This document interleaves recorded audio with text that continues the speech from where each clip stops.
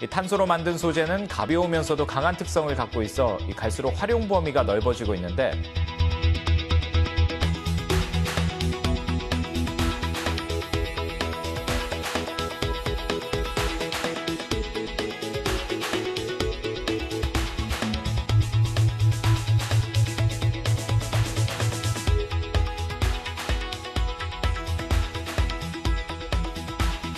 가장 첨단의 소재이고 가장 시대를 앞서가는 굉장히 매력적인 그런 원소다, 그리고 소재다, 이렇게 말씀드리고 싶습니다.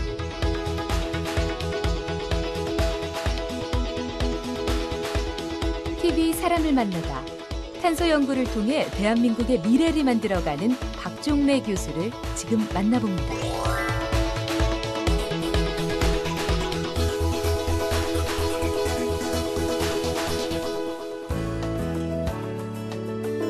시청자 여러분 안녕하십니까? TV 사람을 만나다 김동률입니다. 안녕하세요. 엄지혜입니다. 네, 21세기에 접어들면서 우리 삶을 변화시킬 새로운 과학이나 신소재에 대한 관심이 점점 커지고 있습니다. 네, 화석 에너지를 대체할 대체 에너지는 물론이고요. 네. 또 더 저렴하면서도 더 튼튼하고 또 믿음직한 이 신소재 개발의 필요성이 대두되고 있죠. 네, 그렇습니다. 지구의 에너지 고갈과 기후변화에 따라서 각광받고 있는 21세기 꿈의 신소재가 있습니다. 바로 탄소인데요. TV 사람을 만나다 오늘은 미래 산업의 중심이 될 탄소 소재 연구에 앞장서고 있는 서울대학교 공과대학 재료공학부 박종래 교수 이 자리에 모셨습니다. 어서 오십시오. 네, 안녕하세요. 반갑습니다. 네. 교수님 우선 근사하게 자기 소개부터 한번 해주시죠. 네. 본인 소개 가장 어렵더라고요. 네. 모두 말씀해 주신 대로 서울대학교 공과대학에서 학생들 교육과 연구에 종사하고 있는 박종래 교수입니다. 제 연구 분야는 탄소 소재이고요. 네. 오늘 탄소 소재에 대해서 이렇게 말씀드릴 기회를 주셔서 대단히 감사합니다. 네. 소속은 재료공학부 교수님이시지 않습니까? 예, 그렇습니다. 재료공학이 재료를 연구하는 겁니까? 그렇습니다. 우리가 생각할 수 있는 거의 모든 재료를 다 연구하는 학문 분야입니다. 예를 들면은요. 예를 들자면 우리 몸을 구성하고 있는 이 재료가 뭘까? 네. 이게 이제 바이오 재료죠. 아. 예. 그다음에 우리가 앉아 있는 이 의자, 네. 이거는 무슨 재료로 되어 있을까? 이게 이제 고분자 재료죠. 아하. 예. 그다음에 우리가 저기 신고 있는 신발, 뭐 이런 가죽 이런 것들은 또 어떻게 되어 있을까? 이런 모든 것들입니다. 예. 뭐 서울대학교 교수님으로 일단 소개는 드렸지만 서울대학교 교수 외에 직책이 많으시다고 들었습니다. 함께 좀 소개를 해주시죠. 예. 뭐 이렇게 제가 평소에 오는 인연 막지 않고 가는 인연 또 잡지 않는다. 뭐 이런 그 신조로 일을 하다 보니까 네. 여러 가지 일을 많이 하게 됐는데요. 교수로서의 본인의 임무가 있고 네. 또 그 임무를 충실히 하다 보니까 제 연구 분야에서 세계적인 학술지가 있습니다. 그 탄소라고 하는 카본이라고 하는 그 세계적인 학술지가 있는데 거기에 편집위원입니다. 네. 그리고 한국탄소학회 회장이기도 하고 네. 또 아시아 탄소학회 협의회의 회장이기도 하고 네. 세계 탄소 카운슬의 공동의장이기도 합니다. 네. 그리고 또 최근에는 뭐 기술 지주회사라는 걸 네. 맡아서 네. 서울대학교 구성원들이 창출해내는 특허를 재산화하는 네. 또 수익을 만드는 이런 사업에 또 일을 하고 있습니다. 네, 듣고 보니까 어마어마한 분을 오늘 이 자리에 모신 것 같습니다. 네. 그 탄소를 주제로 한 2014 세계 탄소학술대회 제주도에 열리지 않았습니까? 예, 그렇습니다. 어떤 대회입니까? 세계 탄소 학술 대회는 미주 대륙, 아시아 대륙, 유럽 대륙 3개 대륙이 번갈아 가면서 매년 한 번씩 이렇게 개최하는 세계적인 학술 대회입니다. 네. 우리나라가 2014년도에 이제 올해 이렇게 개최를 하게 되었는데 이 행사를 개최하기 위해서 한 5년 전서부터 준비를 하고 일본, 중국, 인도, 호주, 뭐 터키 이런 나라들하고 경합을 벌려서 이제 유치에 성공해서 올해 제주도에서 이제 개최를 하게 되었습니다. 네. 전체 35개국 네. 860명 정도가 참가를 했었고요. 네. 세계적인 석학들이 굉장히 많이 왔습니다. 네. 세계 탄소학회 대회상 그 기록을 깼다, 뭐 이렇게 평가를 받을 정도로 많은 석학이 참석을 하셨는데 굉장히 그 성황리에 이렇게 행사를 했습니다. 그 학술대회에서 보통 사람들이 관심을 가질 만한 그런 주제도 있었습니까? 당연합니다. 저희들이 행사를 이제 기획을 할 때 이 주제를 뭘로 할까 고민을 하다가 여러 논의 끝에 도출된 주제가 언제 어디서나 지속 가능한 삶을 위한 탄소 재료 이런 거였습니다. 언제 어디서나라는 것은 이제 그 영어로 하면 ubiquitous 네. 이런 의미인데 사실은 우리가 인터넷 예를 들어 보면 인터넷이 잘 되는 곳도 있고 전혀 안 되는 곳도 있고 이러지 않습니까? 네. 네. 그런데 이제 그와 마찬가지로 이 언제 어디서나라는 것은 안 되는 곳이 없는 그런 상황을 만들자는 것이고 또 지속 가능성이 있다는 것은 내가 그 삶을 유지하는데 필요한 모든 것들이 다 기본적으로는 어느 정도 갖추어져 있는 뭐 이런 의미가 있는 건데 탄소라는 것이 저희들이 생각할 때는 그런 것을 모두 충족시킬 수 있는 유일한 재료다. 이런 관점에서 그런 주제를 도출을 했습니다. 여전히 이해가 잘 되지 않는군요. 예를 들자면 이런 겁니다. 내가 오지에 갔더라도 핸드폰을 들고 갔으면 네. 핸드폰이 통화가 가능한 환경이 되어야 되지 않겠습니까? 네. 그러려면 일단 핸드폰이 있어야 되죠. 네. 그 핸드폰 속에 배터리가 있죠. 그러면 핸드폰을 구성하는 소재, 케이스도 탄소가 들어가 있고 네. 배터리는 기본적으로 탄소가 들어가야 배터리가 구성이 됩니다. 네. 예, 그런 거죠. 그러니까 결국은 우리 삶의 곳곳에 모두 이 탄소를 사용할 수 있게끔 하려는 어떤 논의를 하는 거라고 받아들여도 괜찮을까요? 예, 그렇습니다. 예. 그러니까 그럼, 예를 들어서 네네. 우리 인체에 뭐 이게 고관절이 어디가 파괴가 됐다. 그러면 그게 이제 인공뼈로 네. 이렇게 대체를 해야 되지 않습니까? 네. 거기 인공뼈로 사용되는 소재가 카본에 있습니다. 왜냐하면 그 탄소라는 것이 인체의 조직하고 가장 친화력이 좋기 때문에. 친화력. 근데 우리는 산소만 중요한 줄 아는데 탄소도 중요하군요. 예, 그렇습니다.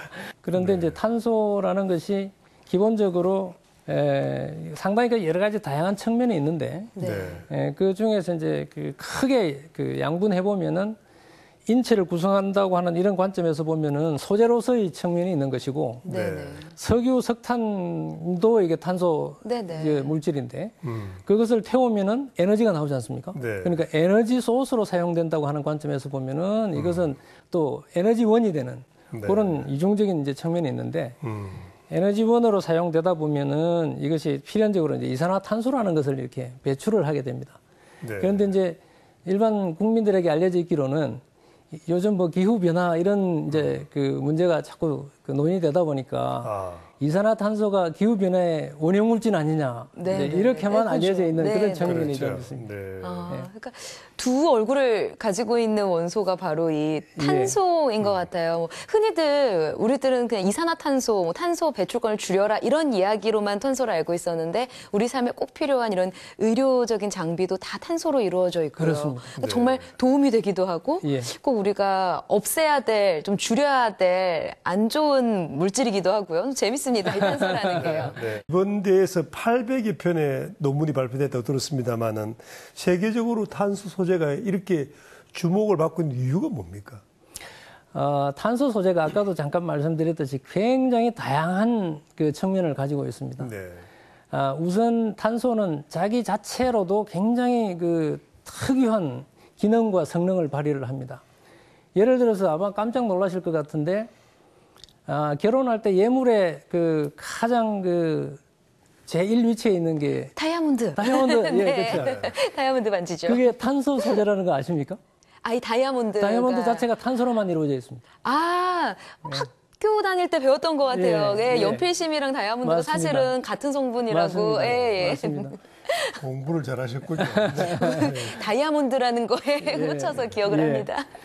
그러니까 그 다이아몬드가 일반 국민들에게는 전혀 탄소라는 인식이 없이 그렇게 그냥 보석으로만 이렇게 알려져 있는데 그와 마찬가지로 탄소라는 것이 보석에서부터 연필심에 이르기까지 굉장히 다양한 그 분야에서 응용이 되죠. 그러니까 예를 들어서 우리 생활 주변에서 가장 그 손쉽게 볼 수 있는 것이 예를 들어서 우리 뭐 거실에 혹시 숯에 난 같은 거 이렇게 키우는 거 놓고 계십니까? 저는 없지만 많이 봤습니다. 많이 보셨죠. 전자파 잡아준다고 워낙 숯을 많이 그리고 뭐 화장실에 또 냄새 잡기 위해서 숯을 주기도 하고 그렇죠. 그 숯이 또 탄소 소재죠. 숯도. 탄소 소재로만 되어 있고. 자동차의 타이어가 왜 까만색으로만 되어 있는지 아십니까? 아, 그 정말 어렵군요. 예. 청소하기 싫어서 그런 거 아니에요? 그런 거. 생각해 본 적이 없어요. 그냥 당연하다고. 거기에 네네. 검은색을 내면서 탄소가 튜브 없이도 오랫동안 달릴 수 있게 해주는 물질이 탄소 소재입니다. 네. 예. 그리고 우리나라 산업 중에서 세계 1위를 하고 있는 산업이 또 반도체, 대표적인 게 반도체 산업인데 네네네. 그 반도체 산업이 지탱될 수 있기 위해서는 클린룸이라는 것이 있어야 됩니다. 네. 그런데 그 클린룸에 들어가는 공기가 반드시 정화를 해서 넣어야 되는데 네네. 그 정화시켜주는 소재가 또 탄소 소재이죠. 그러니까 우리 생활 안 주변에 쓰이는 곳이 없네요. 예, 엄청나게 많습니다. 네. 듣고 보니까 어마어마하게 중요한 분야 같은데 세계적으로 이렇게 탄소 분야에 대해서 연구는 언제부터 시작됐습니까? 그리고 탄소 분야에 주목하게 된 어떤 계기가 있습니까? 고고학적인 이제 그 발견 사실을 보면은 뭐 한 그 1만 년 전에 그 동굴 벽화에서도 까만 이렇게 색채를 네네. 사용을 했다는 네. 게 나오지 않습니까? 그런 거 보면은 훨씬 그 선사시대 이전부터 탄소 소재라는 게 사용이 돼 온 걸로 이렇게 보입니다. 네. 그런데 사실은 이제 산업적 소재로서의 의미를 갖는 탄소에 관한 관심, 이것은 에디슨이 네. 자기가 전구를 발명해야 되겠다는 그 아이디어는 냈는데 다른 부분은 다 완성을 했는데 아무래도 전구가 이게 켜지지를 않는 거죠. 네. 그 왜 그랬냐면 필라멘트가 견디지를 못하는 거예요. 네. 그래서 이 무얼로 필라멘트를 만들 수 있을까 고민을 거듭하다가 어느 날 우연히 도시락을 이제 먹었죠. 먹고 난 네. 껍데기를 보니까 대나무로 만든 도시락인 거예요. 대나무를 쫙게 켜서. 네. 네. 그래서 아, 이거를 한번 태워보자 해서 대나무 그거를 태운 다음에 필라멘트로 써봤더니 전구가 오래 가는 거예요. 그래서 그때부터 탄소 소재라는 것이 사실은 관심을 받았고요. 네. 그 기술이 발전되어서 1960년대 초반까지 미군 잠수함에 사용되는 등, 네. 그 등에 쓰이는 필라멘트는 전부 레이온계 탄소 네. 섬유를 구워서 만든 필라멘트였습니다. 예. 그 이후에 산업적으로 이제 탄소 섬유라는 것이 계속 발전해서 네. 지금은 뭐 보잉 787 같은 비행기에도 대량 쓰이고 하는 그 정도 됐고요. 네. 그 다음에 이제 탄소 소재 중에 축구공처럼 생긴 게 있는데 네. 완전히 축구공처럼 생겼습니다. 그런데 이것이 사이즈가 나노 사이즈예요. 아, 정말 작은. 예. 그러니까 뭐 우리 눈으로는 볼 수 없는. 네. 그게 1985년도에 발견이 돼서 노벨상을 받았습니다. 네. 그러니까 그게 발견되면서 전혀 새로운 탄소 소재 분야가 또 하나 열렸죠. 네. 그건 어떤 분야인가요? 뭐 실생활에 지금 사용이 되고 있습니까? 그거는 예를 들어서 이제 터보 엔진. 네. 그러니까 굉장히 고속으로 네네. 날아가는 비행기의 터보 엔진에 이렇게 프로펠러가 가려면은 마찰이 굉장히 심하지 않겠습니까? 네네네. 그 마찰열을 줄여주는 윤활제 같은 그런 걸로서 사용이 됩니다. 아유. 뭐 들으면 들을수록 나와는 전혀 관련 없는 탄소라고 생각을 했었는데요. 내 실생활과 우리의 실생활과 정말 밀접한 관련이 있는 것 같습니다. 자, 오늘 TV 사람을 만나다 국내 탄소과학 및 탄소 소재 연구 발전에 힘쓰고 계신 서울대학교 공과대학 재료공학부의 박종래 교수와 함께하고 있는데요. 이쯤에서 잠시 대한민국 공학자로 살아가는 그의 일상을 함께 만나보시죠. 탄소 소재에 대한 교육과 연구를 통해 후학을 양성하고 있는 서울대학교 공과대학 재료공학부 박종래 교수. 매일같이 학교 연구실에서 연구원들의 실험을 돕고 연구 결과에 대해 토론하며 탄소 소재에 대한 학문의 깊이를 더해가고 있는데요. 탄소 소재의 연구는 어떻게 이루어지는지 그 현장을 직접 찾아가 봤습니다. 안녕하세요. 반갑습니다. 처음 보는 기계들이라서 예. 뭐 어마어마한 일들을 하는 것 같은데 예, 일단 예. 어떤 기계들인가요? 지금 여기 보시는 이 기계 이렇게 왼쪽으로 보이는 네네네. 이 두 기계는 우리가 병원에 가면은 뭐 폐가 혹시 뭐 잘못된 게 있나 혹이 뭐 이렇게 위가 뭐가 잘못된 게 있나 하면서 엑스레이를 찍지 않습니까? 네네네. 그와 마찬가지로 제가 연구하는 탄소 소재도 그 속에 뭐가 어떻게 되어 있는지를 알아보기 위해서 찍는 엑스레이 기계입니다. 여기 연구실에서 하고 있는 연구가 어떤 건지 지금은 무슨 연구를 하고 있는 건지 좀 궁금하거든요. 예.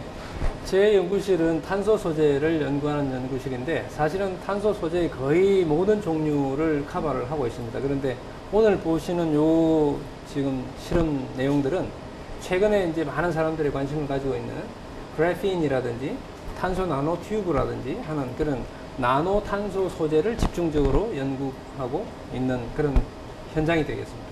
사실 다 교수님의 지도를 받고 있는 학생들인데 열심히 공부해라, 성실하게 해라라는 것 외에도 또 교수님이 꼭 강조하시는 이 연구원으로서의 자세가 있다면 어떤 걸까요? 예, 제가 우리 학생들에게 특히 강조하고 있는 게 있는데요. 지금 보시는 바와 같이 분석 기기들, 각종 측정 기기들을 사용을 해서 어떤 데이터를 얻으면 우리가 눈에 보이는 것이 곧 믿는 것이라고 하듯이 쉽게 그 결과를 그냥 믿어버립니다. 예, 그런데 그 쉽게 믿어버리는 것 때문에 쉽게 또 오류에 빠질 수 있는 위험이 있습니다. 그래서 제가 항상 강조하는 것은 그 눈에 보이는 현상을 일으키는 근본 원인이 무엇인가에 대해서 항상 의심하고 질문을 던지라, 예, 이렇게 강조를 하고 있죠. 박종래 교수의 가르침에 따라 여러 번의 실험 검증을 반복하며 연구를 하는 연구원들. 탄소에 대한 열정까지 꼭 배닮았는지 뜨거운 학구열이 느껴졌는데요. 오랜 시간을 함께한 연구원들은 박종래 교수를 어떻게 생각하고 있을까요? 저희 박종래 교수님께서는 국내 탄소 분야에서 가장 최고의 권위를 가지신 분이시며 이제 학생들 입장에서는 저희의 생활 태도, 연구, 그리고 철학, 생각까지 모든 분야에 있어서 저희 아버지처럼 저희를 살펴봐 주시는 그런 분이십니다. 다른 사람들이 잘 알아주는 분야는 아니긴 하지만 탄소라는 재료가 굉장히 우리 실생활에서도 많이 쓰이고 있고 또 핵심적인 재료이기 때문에 그런 분야를 연구하신 거에 대해서 항상 존경하고 있고 그리고 저도 그래서 탄소 분야를 계속 연구를 하고 있습니다. 그럼 어떤 공간인가요? 학교 같지 않게 분위기가 굉장히 좋거든요. 예, 뭐 사무실 공간 같기도 하고 네네. 굉장히 창의적인 네네. 공간 같기도 하고 그러지 않습니까? 예, 이 공간은 이제 우리 학생들의 창업 의욕을 북돋우고 그것을 이제 그 구체화시키는 그런 공간인데 여기 보시면은 뭐 한 20개 정도의 그 학생 창업 업체가 입주해 있습니다. 그리고 지금 이 공간은 그 입주 업체들이 공동으로 활용하는 이제 회의 장소이기도 하고, 학생들이 사실 공부하랴, 뭐 창업하랴, 이거 병행하기가 쉽지가 않은데, 학교 차원에서 그 학생들에게 제공할 수 있는 프로그램은, 학생들이 도전적인 그 정신을 가질 수 있도록 도전적인 창업과 정신 교육, 이런 것들을 학과목으로 개설을 해서 교육을 제공을 하고 있습니다.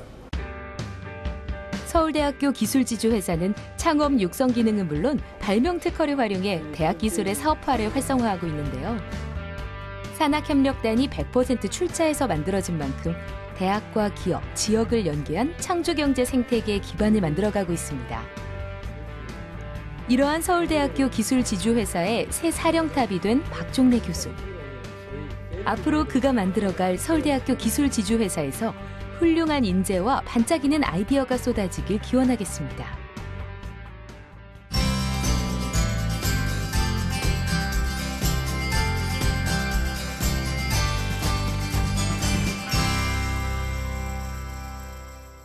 예, 탄소 분야에 대해서는 뭐 느낄 수 있겠습니다. 세계적인 그 석학 이 정도 느낄 수 있겠는데 그 왜 하필이면 산소도 아니고 탄소에 관심을 기울였을까요? 제가 탄소에 관심을 가지게 된 것은 그 첫 직장이 키스터였습니다. 네. 한국과학기술연구원. 네.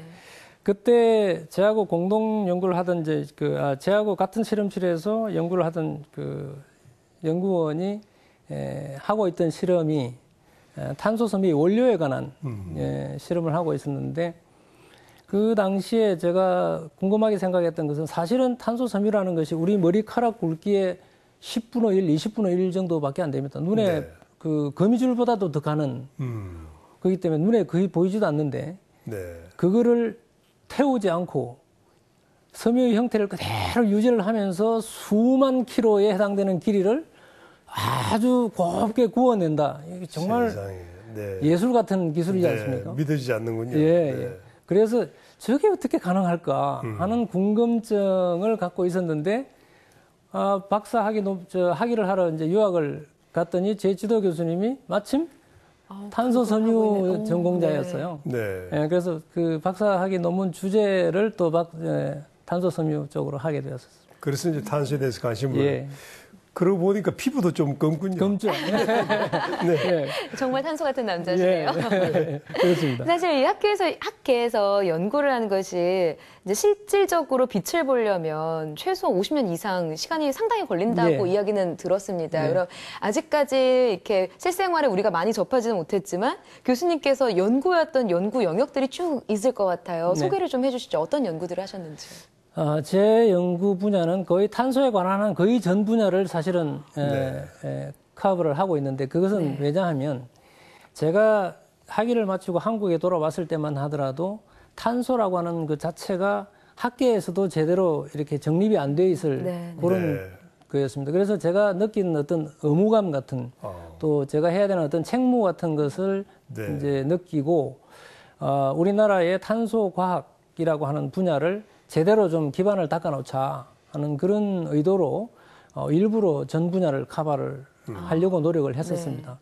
제가 귀국해서 얼마 안 돼서 WTO가 체결이 됐습니다.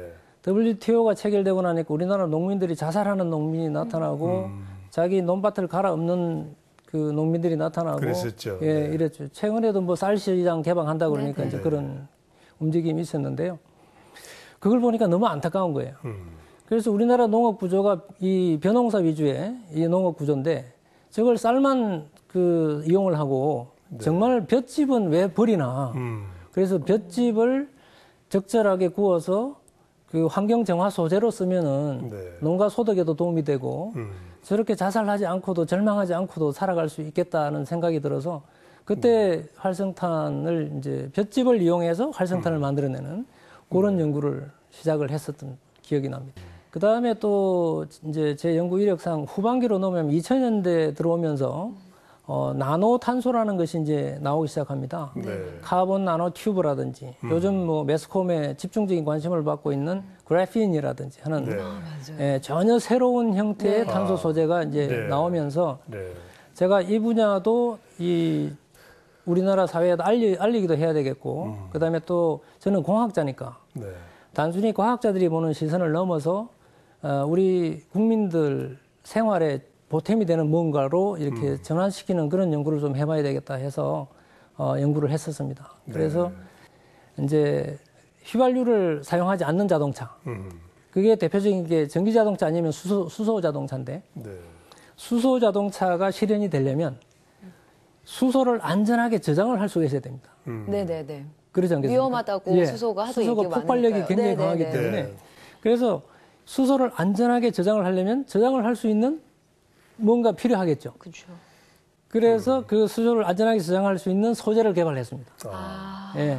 그래서 그게 이제 2000년대 들어오면서 했던 연구고 그다음에 소재를 개발해 놓으니까 그때 사용한 원소재가 대기 중에 내놓으면 오래 못 가는 거예요. 수분을 머금으면서 자기 본성을 자꾸 잃어버려서 이거 이래서는 안 되겠다 그래서 아이디어를 찾다가 우리 조상들이 이제 나무를 이렇게 그 태우면은 뭐 완전히 재가 되기도 하고 적절히 태우면 숯이 되기도 하고 또 적절하게 잘 구워내면 겉만 그 까맣고 안은 또 멀쩡하고 생나무가 그래서 이걸 좀 활용해 보면 좋겠다 싶어서 원 소재를 적절하게 겉만 살짝 이렇게 숯처럼 만들고 안에는 자기 본성을 유지하게 이렇게 했더니 이렇게 그 대기 중에 오랫동안 놔둬도 뭐 망가지지 않고 자기 고유의 성질을 오래 유지하면서 그렇게 수소를 저장할 수 있어서 그것도 상당히 주목받는 연구다 그래가지고 세계적인 그 학술지들에서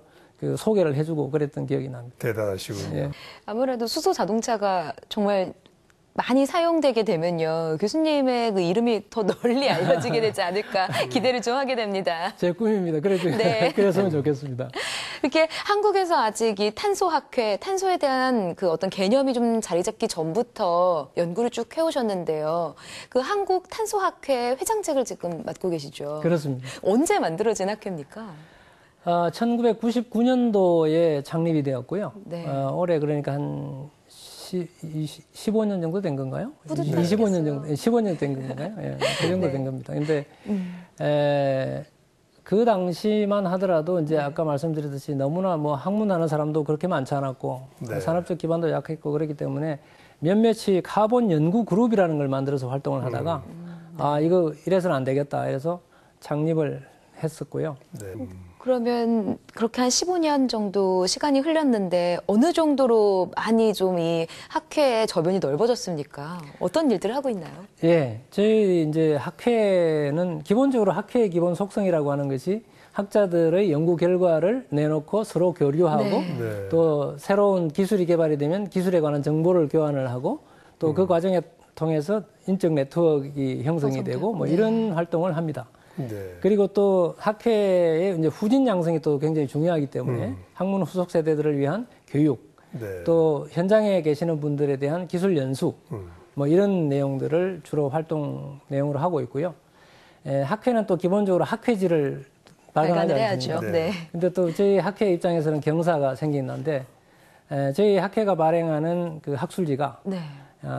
자연과학계에서는 SCI 학술지라고 네네. 그러죠. 세계적인 네. 학술지냐 아니냐고 네네네. 판단하는 건데 SCI 학술지로 올해 이제 와, 대단하세요. 사실 공부하는 이 과학자들에게는 SCI급 논문 하나 쓰는 게 평생의 꿈이다라는 이야기도 우스갯소리로 하는데, 근데 그 SCI급 논문 수준이 아니라 SCI의 학술지가 아예 되신 거니까, 와, 대단합니다. 등극하셨군요. 예. 되게 이제 우리나라는 뭐 이런 얘기할 때마다 한국이 세계적인 수준이다 뭐 그런 말씀 많이 하시는데 선진국도 뭐 미국이나 독일이나 일본 탄소 소재 산업 야단이지 않습니까? 예, 그렇습니다. 우리나라 수준은 선진국에 비해서 비슷한가요? 비슷하지는 않습니다. 떨어져 있다. 예. 아직 많이 모자랍니다. 네. 그러니까 선진국 대비 우리나라 탄소 산업을 비교를 할 때 그 수준을 평가하는 지표가 여러 가지 관점에서 여러 가지 종류가 존재할 수 있는데 네. 이제 예를 들자면 탄소 섬유의 경우에 네. 생산 개시 연도를 보면 일본 같은 경우가 1961년도에 시작을 해서 65년도에 상업화를 합니다. 네.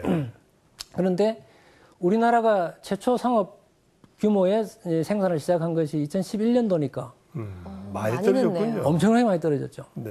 예. 그런데 일본이 지금 현재 생산하고 있는 탄소 섬유의 품질 수준을 상중하로 봤을 때 중급 탄소 섬유를 개발하는 데까지 걸린 시간이 한 뭐 30년, 25년 이 정도 걸렸다 하면 지금 우리나라는 후발주자이기 때문에 곧바로 중급 수준의 탄소 섬유를 개발하고 있습니다. 생산을 하고 있습니다. 열심히 따라가고 예, 있군요. 굉장히 빨리 따라가고 있는 것이죠. 네. 이제 그런 측면에서 보면 기술 수준 격차가 굉장히 많이 줄어들었다.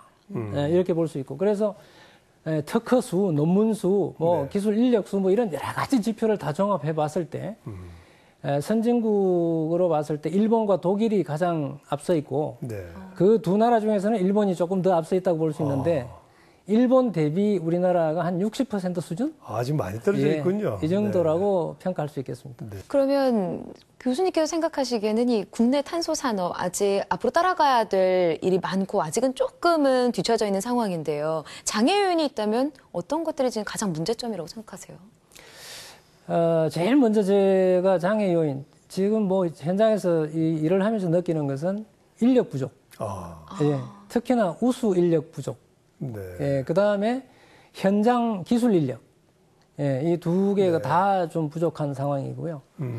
그게 원인이 뭘까 이렇게 생각을 해봤더니 기본적으로 정부에서 이제 관심을 가지고 지원을 시작을 하기는 했는데 그 패러다임 자체가 전통 소재의 패러다임으로 탄소 소재라는 것을 지원을 하다 보니까 별도의 예를 들어서 전통 소재 그러면 금속 소재, 그 다음에 유기 소재, 네. 뭐 그다음에 세라믹 소재, 뭐 이런 분류 체계를 갖고 있는데 이런 분류 체계 속에서 탄소 소재를 지원을 하려고 그러다 보니까 전부 파편화돼 가지고 단편적으로 막 이렇게 지원이 되는 거예요. 그래서 이 전체를 좀 그 하나의 그 새로운 독립 분야로 묶어서 이렇게 체계적으로 지원하고 인력도 그 분야에 맞게 양성을 할 그런 필요가 있다고 생각이 되고요. 그 다음에 또 하나 또 느끼는 것은 인력 이외에 지금 이제 그 인적 교류 네트워크, 네트워크 형성이 상대적으로 좀 이제 약한 편입니다. 예를 들자면 탄소 소재가 전통적인 탄소 소재, 탄소 섬유나 흑연 네. 이런 게 이제 전통적인 탄소 섬유고 탄소 소재고 나노 튜브나 그래핀 같은 게 이제 새로운 신소재. 네. 신탄소 소재인데 네. 신탄소 소재 쪽에서는 상대적으로 젊은 인력들이 그냥 달려들어서 막 연구를 하다 보니까 연구 성과 면에서는 아마 세계적으로도 한두 손가락에 네네. 꼽을 정도로 좋은 성과들이 나옵니다. 아, 그렇군요. 그런데 네. 전통 요 탄소 소재 분야는 상대적으로 이제 유입이 안 되는 거예요. 네. 예, 이게 이제 상당히 그만큼 성숙돼 있다고 볼 수도 있지만 후발주자인 우리나라 입장에서 보면 여기에도 많은 인력들이 들어와야 하는데 네, 그렇지 네. 못하다. 예, 그렇지 못한 그런 이제 좀 네. 문제점이 있어 보여요. 네. 네, 좀 화제를 좀 돌려보겠습니다. 교수님이 또 다른 일을 하고 계신 것 중에 하나가 서울대학교의 기술지주회사의 사령탑으로 선임이 되셨다는 이야기를 좀 들었어요. 이 부분을 좀 여쭙고 지나가야 될 것 같은데요. 사실 연구하셨고 또 이 후학 양성에만 신경을 많이 쓰셨을 것 같은데 전혀 새로운 어떻게 보면은 경영과 관련된 업무를 맡으신 거잖아요. 그렇습니다. 어떠세요? 예, 그렇습니다. 저도 갑자기 이 직을 맡게 되어서 네네. 네. 굉장히 당혹스럽고 아직도 공부 중에 있습니다. 이 기술지주 회사는 서울대학교의 학생, 연구원, 교수들이 만들어내는 특허를 자산으로 해서 네. 그것을 팔거나, 네. 산업화시키거나. 예, 안 그러면 창업을 하거나, 네. 예, 이렇게 하는 과정을 통해서 서울대학교의 수익을 만들어내라 하는 임무를 띈 정말 그런 어려우시겠어요. 기관입니다.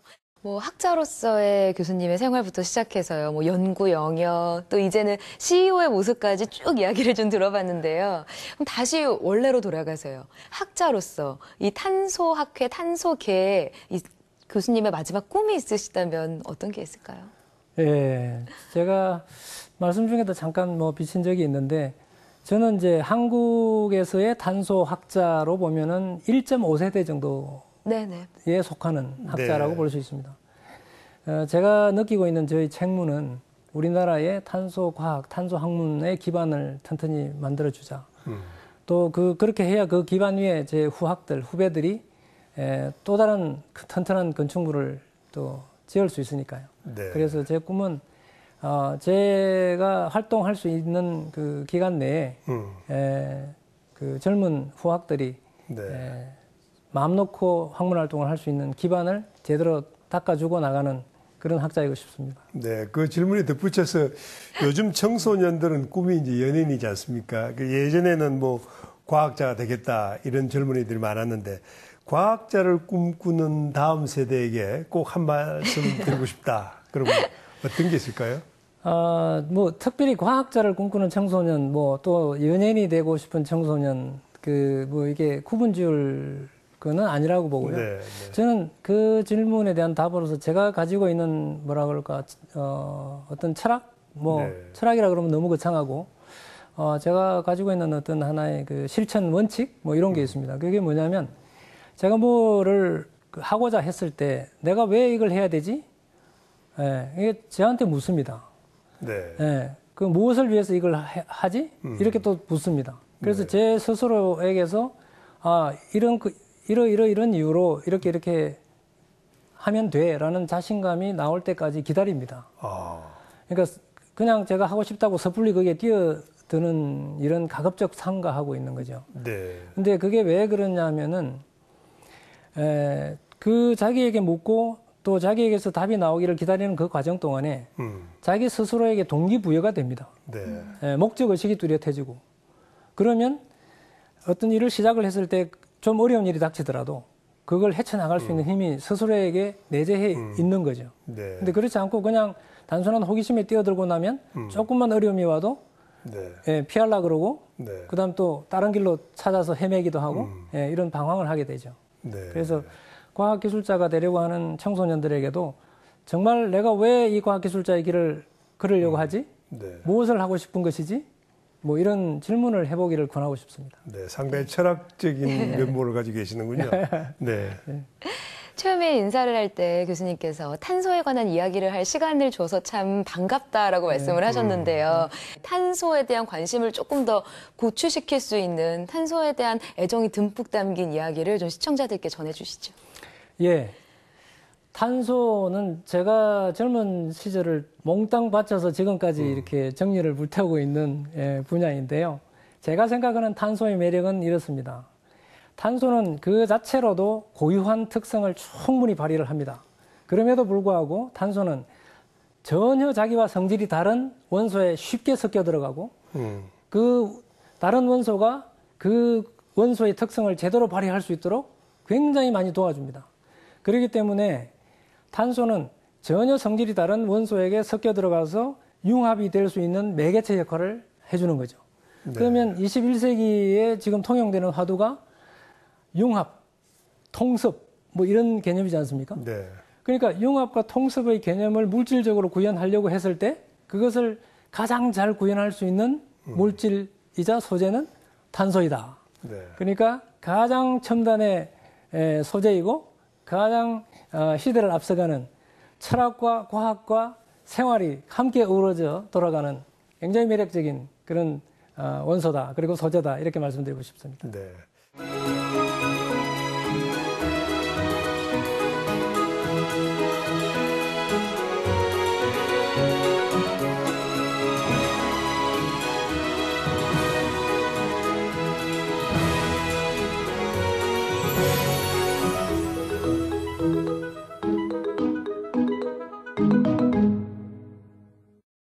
상상이 없는 곳엔 과학이 없다고 하죠. 누군가의 상상에서부터 과학기술의 발전이 이루어졌다라고 말해도 과언이 아닐 텐데요. 지금은 들으면은 그게 과연 가능하겠어? 라고 생각이 되는 이 탄소 케이블, 탄소 섬유로 만든 케이블로 연결된 우주 엘리베이터. 이제는 언젠가는 우주여행을 그 엘리베이터를 타고 가는 그날 기대해 보겠습니다. 네, 미래의 우리 삶을 바꿀 신소재인 탄소 산업의 중심에 대한민국이 우뚝 서길 바라면서 TV 사람을 만나다 오늘은 여기서 마치겠습니다. 시청자 여러분 고맙습니다.